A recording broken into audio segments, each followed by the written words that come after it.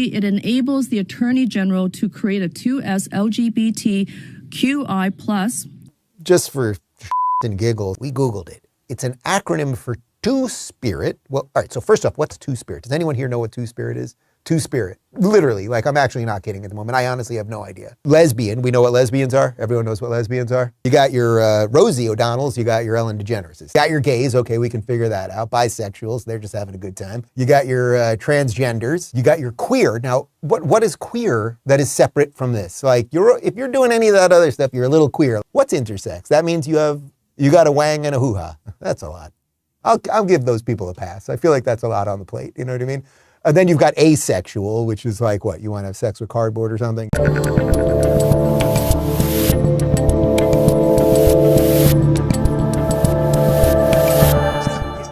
I'm Dave Rubin. This is the Rubin Report. It's April 6, 2023. We're live streaming on Rumble, YouTube, and Locals. I think yesterday was our highest ever concurrent viewers on our live show across platforms. So I want to thank you, growing group of freedom fighters and patriots. I also want to thank Brock, who put together that short we put together there. That was just, I mean, the transgender one, the asexual one. Absolutely perfect.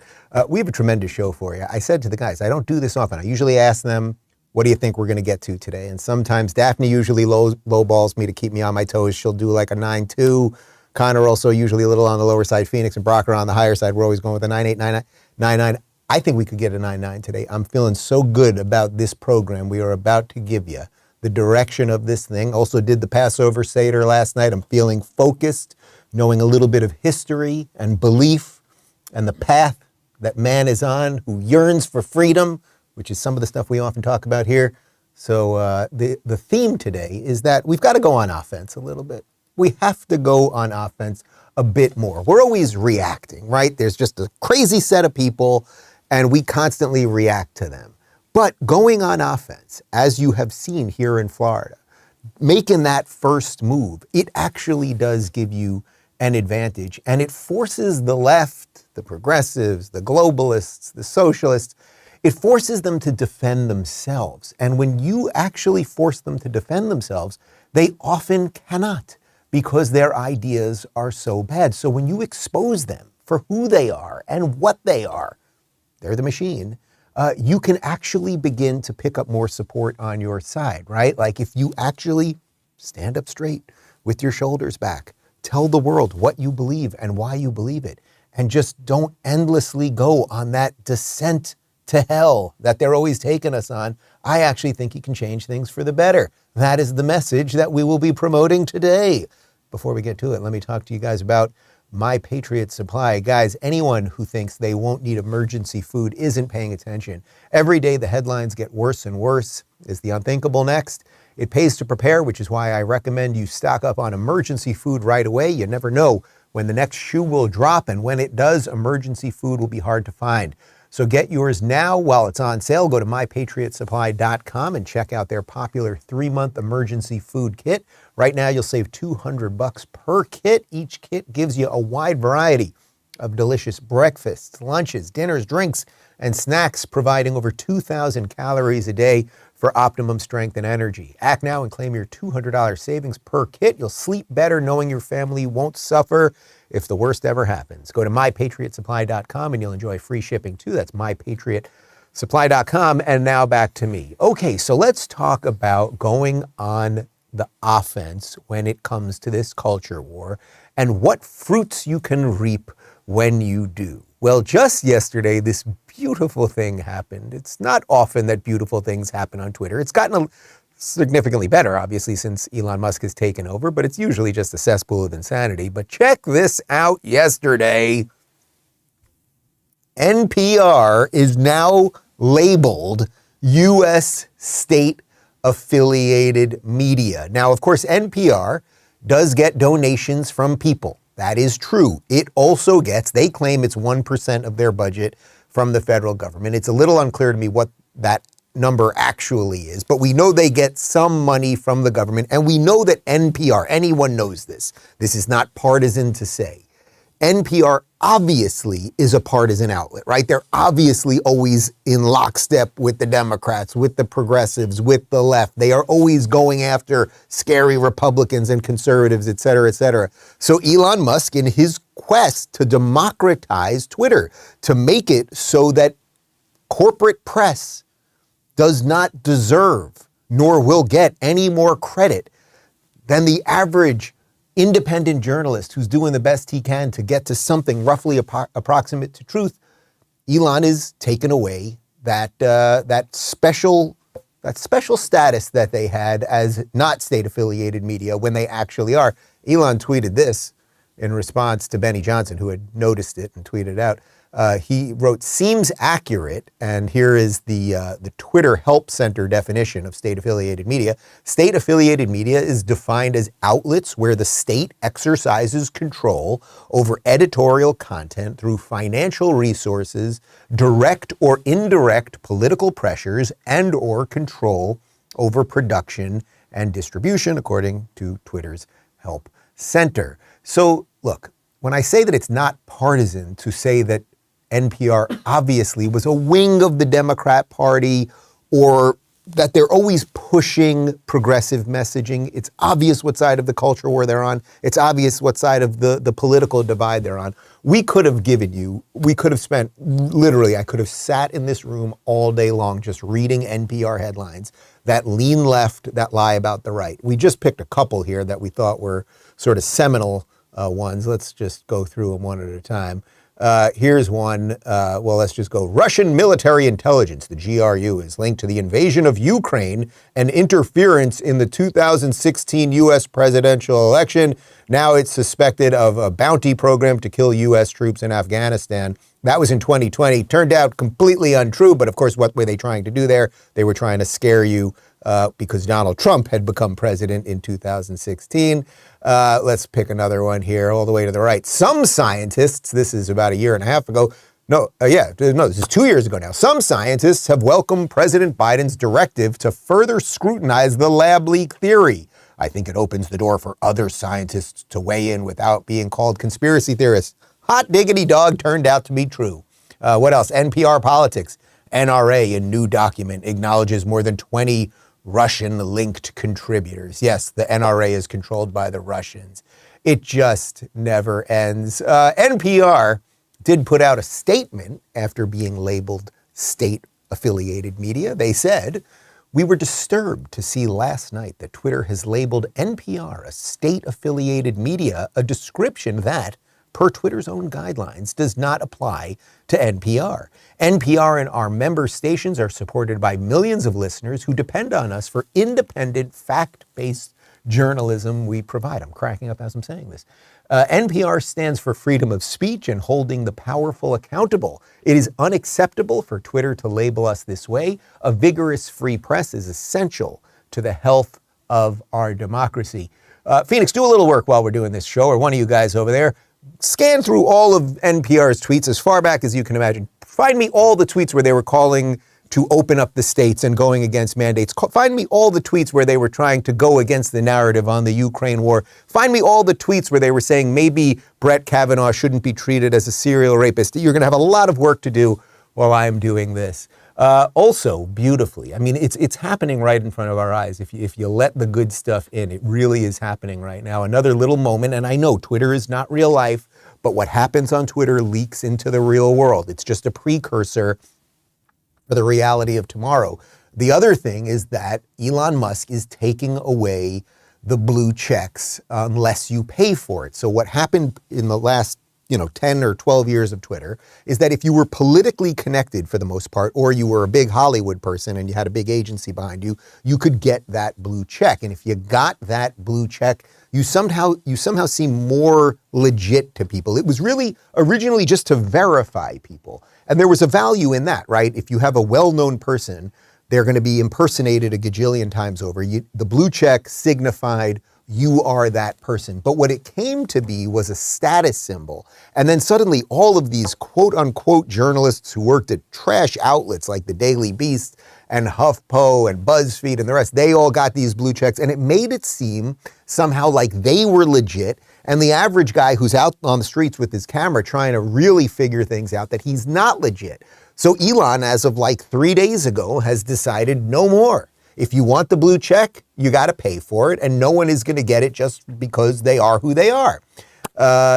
Here's a tweet from the New York Times, which no longer has the blue check, as you can see. Twitter on Tuesday added a label to NPR's account designating the broadcaster U.S. state-affiliated media. Other news media Twitter accounts with the label include RT of Russia, which is state-sponsored media, and Xinhua of China.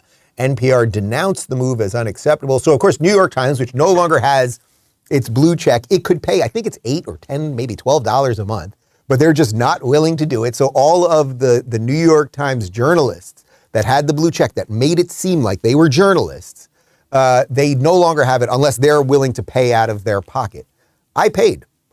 Mine was going to go away. I got one years ago, however I got it, right? I actually somehow met somebody that knew somebody at Twitter. That's how I got mine. I was verified. They were going to take it away. I feel that it is worth the $8 or $10 so that people will know if Dave Rubin tweets something, there's a check next to my name, and it is what it is. But here, look, it's gone. It's gone. That's it. New York Times no longer has the blue check, and I certainly hope this does lead to their continued descent into oblivion, that they should not be thought of as more authoritarian on any issue than anyone else. The New York Times, much like NPR, much like CNN and Washington Post and MSNBC and the rest of them, they have lied about almost everything. They have faked their credibility, right? We have fancy logos, we have big budgets, we get big corporations to put commercials on our content, but they lie about pretty much everything. Now, you might be going, Dave, I'm not on Twitter. I don't really care about this minutia.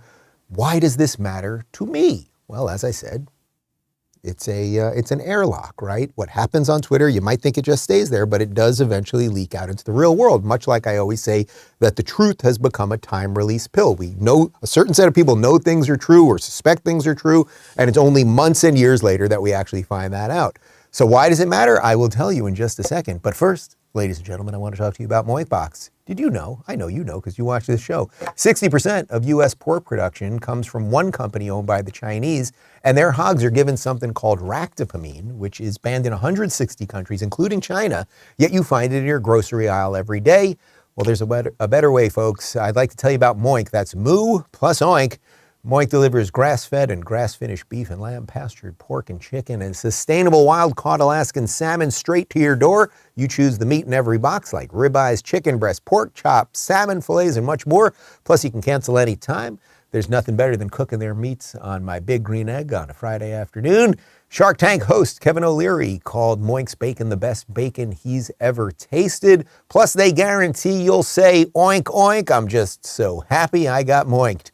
Keep American farming going by signing up at moinkbox.com/Rubin right now. And listeners of this show get a free filet mignon in every order for a year. That's one of the best filet mignon you'll ever taste. MOINK box.com/Rubin, moinkbox.com/Rubin. And now back to me. So why does this matter?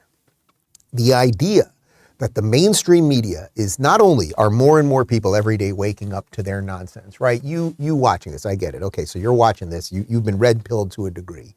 But how many people do you know that are starting to question things, right? It is starting to happen. The hysterical leftists of 5 years ago, yeah, a lot of them are more hysterical, but a certain amount of them are waking up. We're seeing it happen. People are going, the media has lied about this and that. This sham Trump indictment, even not the crazy leftists. I get it. They're in on it. They want it to happen no matter what. They don't care about equality under the law or any of those things. But the certain average person who may be somewhat apolitical is kind of going, well, we did try the 2 impeachments on the guy in the Mar-a-Lago raid and the Russia collusion and yada, yada, yada. Maybe this is a bit much. Okay. So the fact that these people are losing momentum is absolutely good. Now, I want to show you something that's been making the rounds on the Twitter. This is a video. Patrick Bet David, who I'm doing his live podcast tonight in Fort Lauderdale this evening with Mayor Rudy Giuliani, actually. He tweeted this out, but it's been making the rounds around the internet. And check this out. This is I believe it's a college professor. I think it's a college professor. It might be a high school teacher, but I think it's a college professor. And watch how he lays out so beautifully what propaganda over time does to you, does to the people around you, and does to society at large.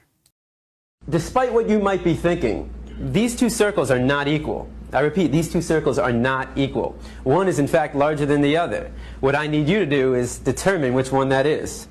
So, please raise your hand if you believe the blue circle is larger than the red. All right. Please raise your hand if you believe the red circle is larger than the blue. All right, very good. Now, before I said anything about these two circles, what was your first instinct?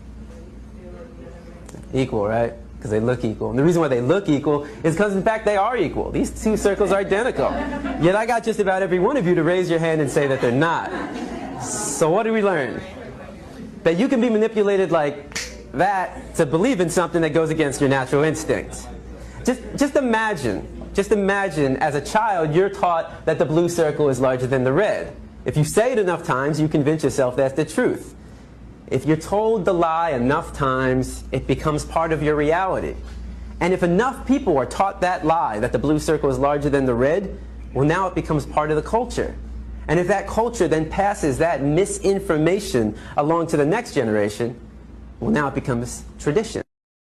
Well, isn't that interesting? You take a group of people sitting in a room, hey, make a decision about this thing. They're going to get it wrong. They're just going to have their own biases. And over time, over generations, you can get a whole bunch of people to believe a whole bunch of, as an old elderly man that I know says, is malarkey. That's what you can do. And the mainstream media has been doing this to us for a really, really long time.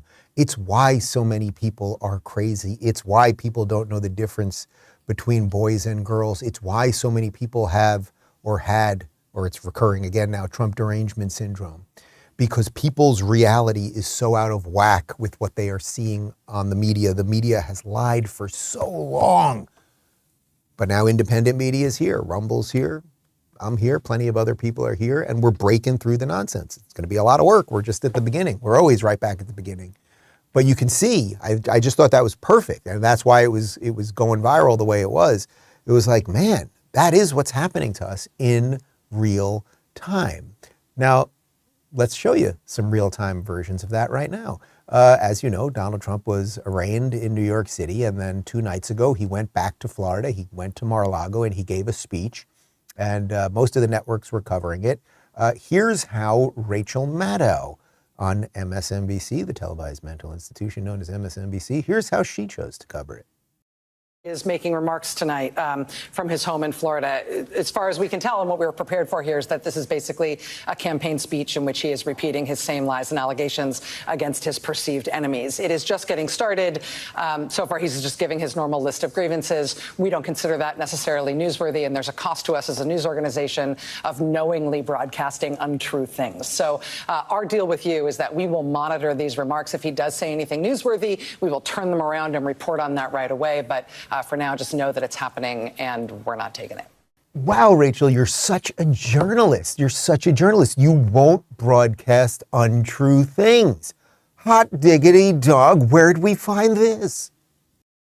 It means that instead of the vaccine being able, instead of the virus being able to hop from person to person to person to person, spreading and spreading, sickening some of them, but not all of them. And the ones that it doesn't sicken don't know they have it. And then they give it to even more people because they didn't recognize they were. Right? Instead of the virus being able to hop from person to person to person, potentially mutating and becoming more virulent and drug resistant along the way, now we know that the vaccines work well enough that the virus stops with every vaccinated person. A vaccinated person gets exposed to the virus does not infect them. The virus cannot then use that person to go anywhere else. It cannot use a vaccinated person as a host to go get more people. That means the vaccines will get us to the end of this. Okay, so everything she said right there was untrue. Now, you might be going, but Dave, she didn't knowingly lie about that stuff. Except the problem is she knowingly swallowed the propaganda that Pfizer and Moderna and the NIH and the CDC and Fauci and everybody else were putting out there. That's not the job of a journalist. That's the job of a public relations executive. And that's what she acts as while she is on, once again, the televised mental institution known as MSNBC. Glenn Greenwald, who's an actual journalist, an independent journalist, who I actually have some political disagreements with, he watched that clip of Maddow talking about Trump, and he tweeted this out. I thought this was just perfect. He wrote, the person, talking about Maddow, who won a $30 million a year Comcast contract by telling liberals Biden laptop was Russian disinformation, lab leak was debunked, Trump had secret server with Alpha Bank, Russia put bounties on U.S. soldiers, says she's too worried about the lies to show Trump's speech. So you get it, guys, you get it. You see why I showed you that viral video of the two circles and how over time people swallow the lies more and more. And then when they are confronted with truth, they have to make a choice. Will I go down the scary red-pilled road where I will see the world as it is, not as I wish it to be, and it's going to be scary, and I may have to acknowledge that I actually got a whole bunch of stuff wrong and I said awful things about other people and I really screwed up a whole bunch of stuff? Or will I just continue that blue-pilled slumber?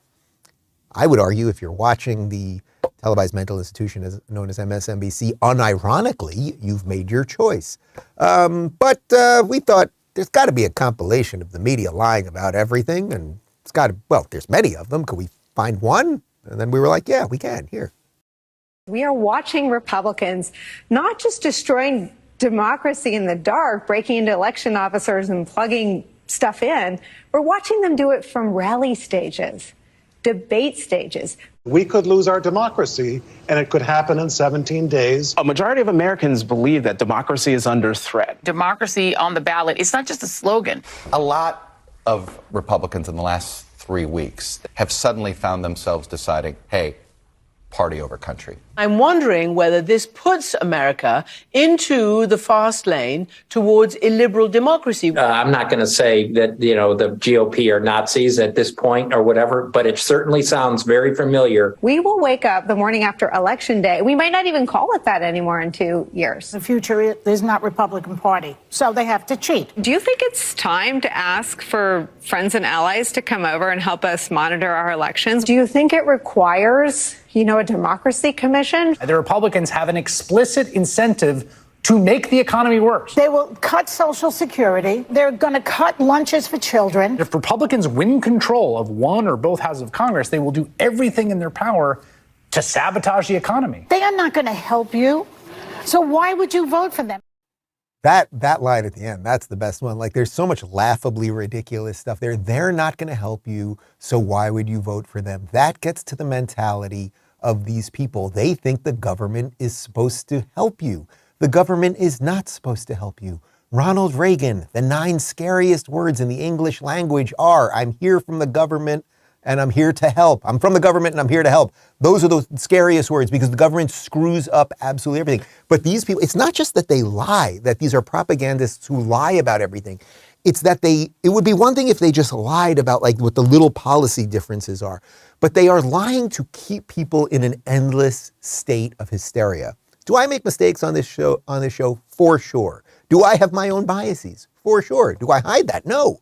But do you think when you're tuning into this, or when this show ends, like I hope you laugh a little bit, you got a little bit entertained, you learned a little something like that. But I don't send you off into the world completely bamboozled by the truth. Like I whacked you in the head, you got cartoon stars flying around your head, and then you're just angry at everybody. What we try to do is expose and debunk the nonsense here. What they are doing is trying to keep a certain amount of people so afraid of their own shadow that they will vote their own rights away. And this is a major, major problem because although they are losing steam, and NPR is now labeled state-affiliated media, and the New York Times doesn't have their blue check, and the ratings for all of those things are failing. And as I said, we had our biggest concurrent live stream yesterday ever, beat basically every CNN and MSNBC show. I'm sure it beat all of them, actually. We probably didn't beat Tucker last night. I'll take Tucker. That'll be pretty good. And several other Fox shows that are crushing it. But the point is they are lying and keeping everyone in a perpetual state of insanity. And then you wonder, why the culture is the way it is. And it has something to do with the people that are supposed to be the tastemakers of culture. So their negligence and their malice is exactly what has led this country to the state that it is in today, when we'd be having this banana republic nonsense, like hauling in a former president to a New York City courtroom on charges that are from years ago and everyone knows wouldn't be happening if he wasn't running for president again. Do we have any video about the mainstream media lying about Trump? We were able to come up with some. How'd we do that? That's incredible. We are working our butts off over here. Does the public understand just how much trouble the president is in? To believe that the president isn't compromised requires such a leap of faith. I think we have all the proof we need of a scandal that's arguably worse than Watergate. The U.S. president possibly working for the Russians, possibly an unwitting pawn. Now, here's what the president said when asked if he was a secret Russian agent. The president did not directly answer the question. Why not just say no, if that's the answer? There is tons of proof of potential collusion. We have dramatic evidence of collusion. How is it not collusion? How is all of that not collusion? A political hurricane is out there at sea for him. We'll call it Hurricane Vladimir, if you will. Donald Trump knows the noose is tightening. The noose is tightening. The noose is tightening, if you will. The noose is tightening around the president. The noose is tightening. And I think they're shocked that the noose is tightening and that people might go to jail. He knows he and POTUS are going to prison. Well, I think they're all going to end up together in prison, and maybe that's a good thing. Oh, my God. The walls appear to be closing in on the president. You know, Connor said to me in the middle of that, like totally straight-faced, I miss Stelter. I think we all kind of miss Stelter in a way. Who would have thunk? We all miss Brian Stelter, who now, because irony is dead, is a teacher of journalism at Harvard University. The best line on that, I mean, there's so much, and you got to remember, the noose, should have had a noose in here. I could use a noose for some of these shows. Like, the best line on that, though, was Chris Cuomo when he says, there is tons of proof of potential collusion. It's like the language itself, these people are insane. So they led us to this. They created a situation where a bunch of hysterical lunatics, some who then got voted into Congress and the Senate as Democrats, and then became DAs in places like New York, thought that they were stopping Orange Hitler. So you would drag us all to your banana republic nonsense to do anything you could to stop him. The coverage of Trump over the years, and it was a double-edged sword, right? They hated Trump, but they needed him, right? Because the second Trump went out of office for these last 2 years, their ratings tanked. Now their ratings are going up again. The media is on the same side as Trump. You really need to understand that. People say Trump's the one fighting the machine, but he is now he is fighting the political machine to an extent, obviously, right? I accept that. He is fighting the deep state, sure. But he is also now part of the media machine. And he even was before he was president. He was the #1 host on television for a reality television show, The Apprentice and The Celebrity Apprentice. That was the #1 reality show out there. But now there is a match made in heaven, right? There is a Faustian bargain between the media and Trump. They need each other. And that is why they will keep scaring the hell out of you over Trump. And I think there's another reason, which is what Joy Behar said the other day, which we showed you, which is that Trump can't win. He can't bring in new voters. So they want Trump to be the Republican nominee. But the coverage over the last couple of years has led our country to this moment where we recklessly, dangerously arrest former presidents. So here's the image again. This is Trump at the courthouse on Tuesday. This was right as the officer before him didn't hold the door open, just let the door slam on him, which you know that was planned. Now we're going to show you something from The View. Can we pull up the warning there? There we go. And for a second, you're going to freak out when you see this clip, because for just a second, Alyssa Farah, who is the quote-unquote conservative on the show, but she's a pet conservative. They tap her on the head and give her a cookie at the end, and they'll all throw her under the bus once she gets fired. And I do hope it's worth the $200,000 a year for 3 years or whatever she's getting on it to sell your soul. You probably should have negotiated more. When you're selling your soul, you get a better agent. But anyway, she's going to make sense for a second. Alyssa Farah is going to kind of make sense for a second, and then Sonny Hostin talks. So you'll figure out the rest. Quick, though, two things can be true at once. Yesterday was a bad day for Donald Trump, the first indicted former president. I want to see this guy held accountable. This case is not taking Donald Trump down, and I say that for a couple of reasons. How do you know that? There was, just real quick, there was no conspiracy charge, which a lot of folks were looking to see if there was. That was a harder charge to prove. The felony charges, the max sentence is 4 years, but this is a first-time offender. It's a nonviolent crime. It's a Class C felony. Every legal expert I've talked to has said most likely a fine and probation if he's even I'll tell convicted. you why you're wrong as this legal expert. That is wrong. And I will He's tell not you, going to jail over I will this. tell you He's not going to jail I will over tell this. you why you're wrong.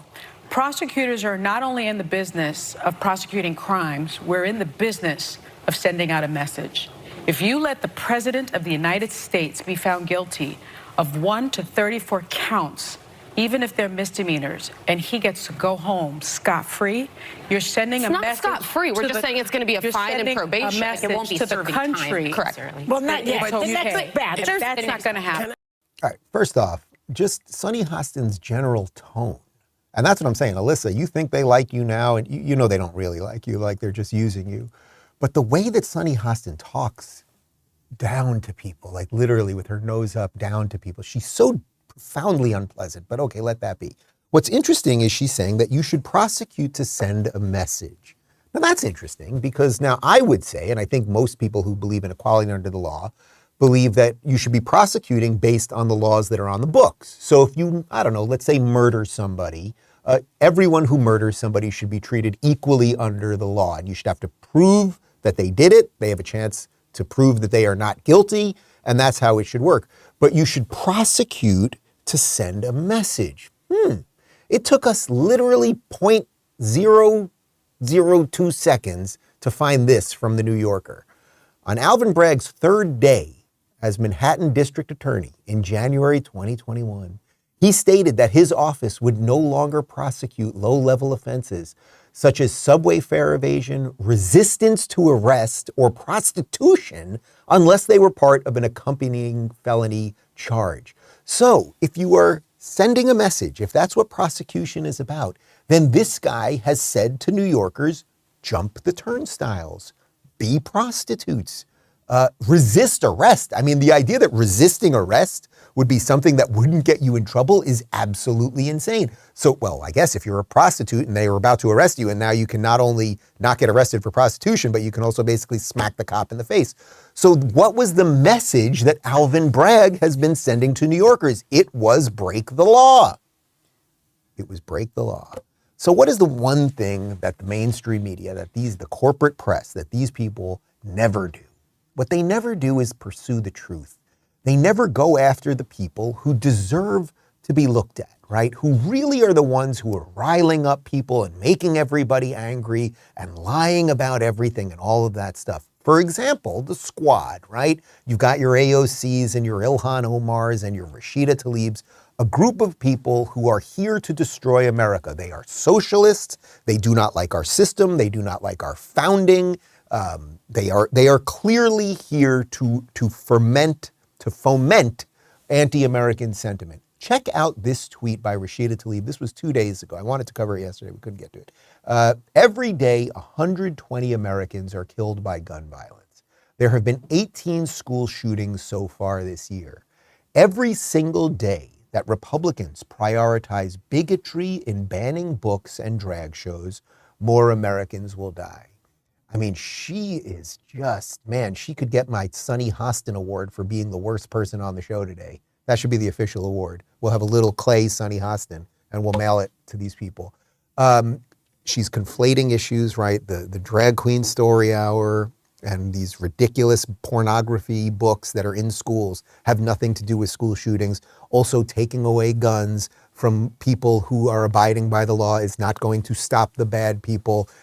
We played the video of it last week when I sat down with Ted Cruz in D.C. He tried to get an armed guard at every school entrance in the United States. Every single Democrat voted against it. Dan Crenshaw had a very similar policy that he was trying to get forth.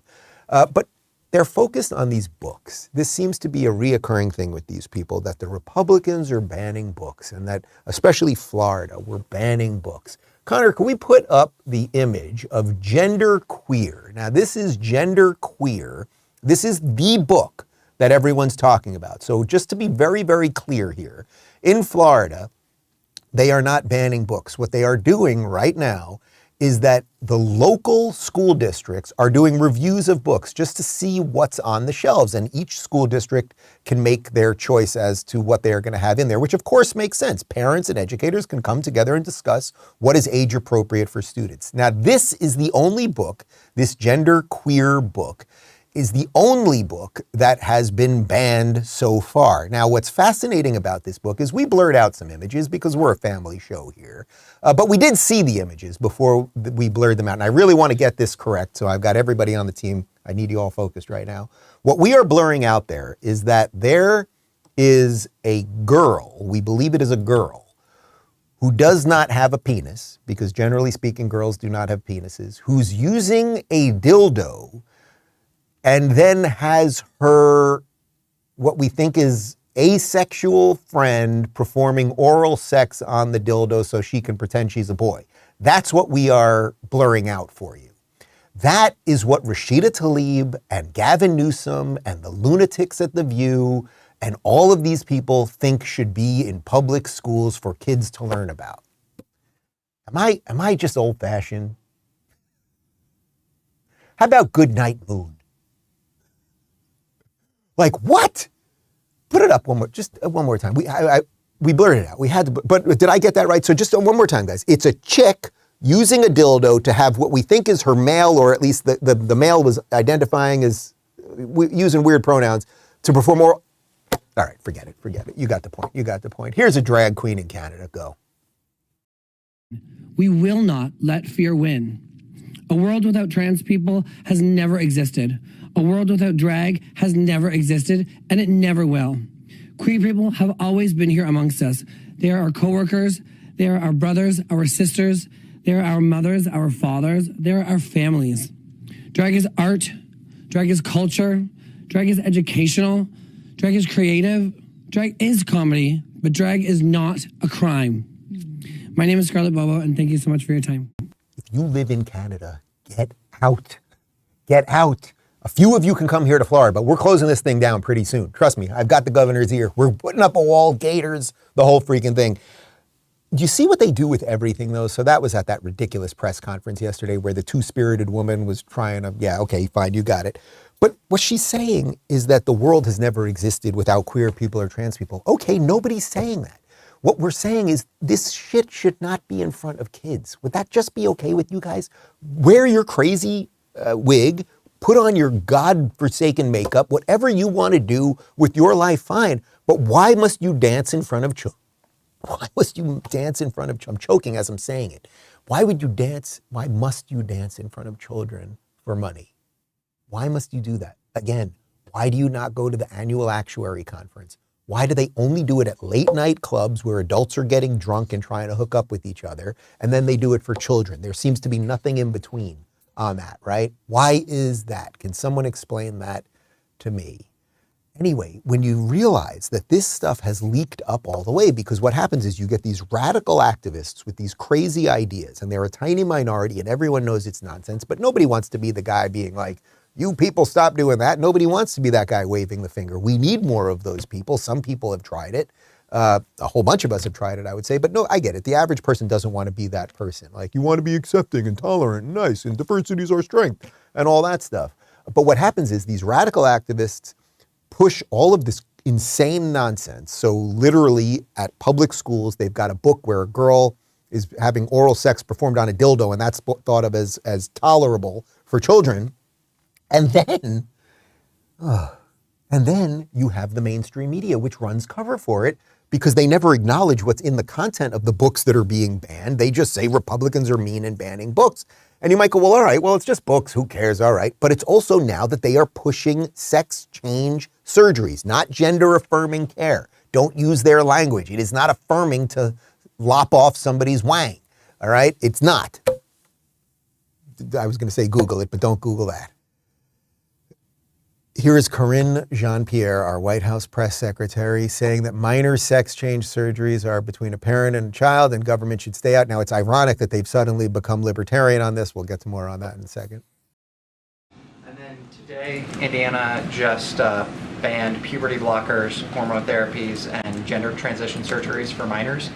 I'm wondering what the president's reaction is to the Indiana governor signing that bill into law, and does the president have a position on at what age these kinds of therapies and surgeries are appropriate? That's something for a child and their parents to decide. It's not something that we believe should be decided by legislators.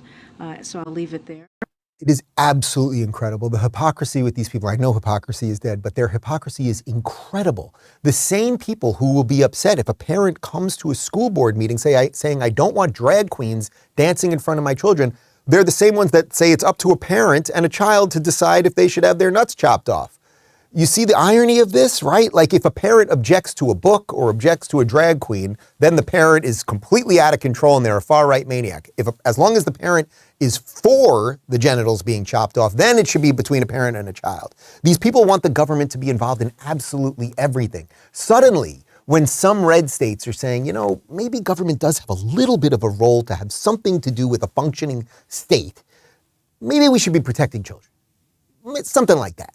And now they're upset about that. But suddenly they're all libertarians. They're all libertarians. It's absolutely incredible. By the way, cringe, Jean-Pierre, cringe. That's all right, cringe. I wish you were a libertarian. I wish you would get the hell out of my life. I wish Joe Biden had nothing to do with my life or any of you people. You're right. Stay out of our lives. Most things should be done between a parent and a child. How about you give us our tax money back that you steal for your crazy wars and everything else? How about you just stay out of our lives altogether and we'll make decisions for ourselves? But you guys are pushing this stuff on us constantly. And it's not just that they're pushing all of the gender stuff and the race stuff and that they lied about COVID and everything else. It's that there is also an unbelievable amount of crime happening in blue cities right now. You know it, we cover it all the time. By the way, in Chicago, you know, remember a couple weeks ago, they voted out that lunatic Beetlejuice over there, Lori Lightfoot. Well, it turns out that they have since voted in probably even more of a far left progressive. So Chicago is just going to keep getting worse. But the worst of the worst, as you guys know, is San Francisco. San Francisco has completely collapsed. It is not a coincidence that San Francisco was once run by, at the time, Mayor Gavin Newsom, now Governor of California, Gavin Newsom. There was a horrific murder on the streets of California, of San Francisco, about 2 days ago. No, I think it was this weekend. So it was about 3 days ago. Cash App founder Bob Lee, I think he's 43 years old, was stabbed to death in San Francisco. Here's CBS covering what happened. Tonight, friends and family are confirming what many fear. The 43-year-old man San Francisco police found stabbed here on Main Street early Tuesday morning is well-known tech executive Bob Lee. The father of two was chief product officer at cryptocurrency startup MobileCoin. Before that, he worked with former Twitter CEO Jack Dorsey at Square. Dorsey today called his death heartbreaking. Lee would later create the mobile payment service Cash App. Current Twitter CEO Elon Musk responded to news of the killing by taking a swipe at the city. Violent crime in SF, he said, is horrific.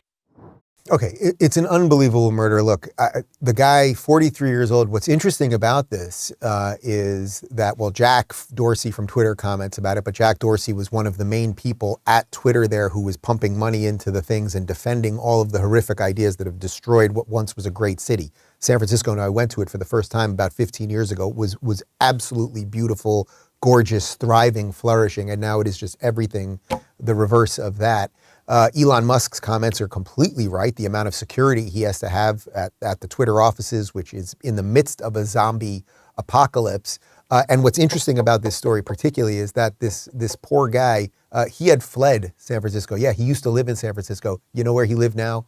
Miami. He had moved to Florida to enjoy some freedom. He was back there doing some business, and he got murdered on the streets. And I have to tell you, when I was there, you know, when I was there meeting Elon 2 months ago or so, it is the first time in my life in an American city that I was ever afraid for my own safety. We have the video? We have the video. Remember this video that I took? This is literally right outside the Twitter offices. So you must understand, you have the world's richest man upstairs, and here is video of me walking around. This is 1 block away from Twitter offices, and this was sprawling across the entire city.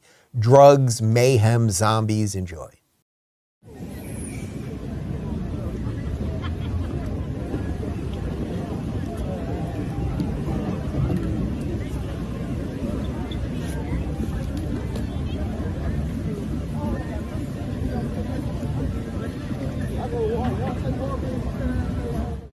why aren't the ladies of The View, who are so compassionate and care about people? Remember Joy Behar? The Republicans don't care about you. Well, the implication is that we Democrats do. So why is it that Democrat cities look like that? If you can find Republican-led cities that look like that, please send me the video and I will show it and I will go after the Republican mayor in those cities that's doing it. But it's Denver that looks like that. That was a real shocker for me when I went on tour in Denver.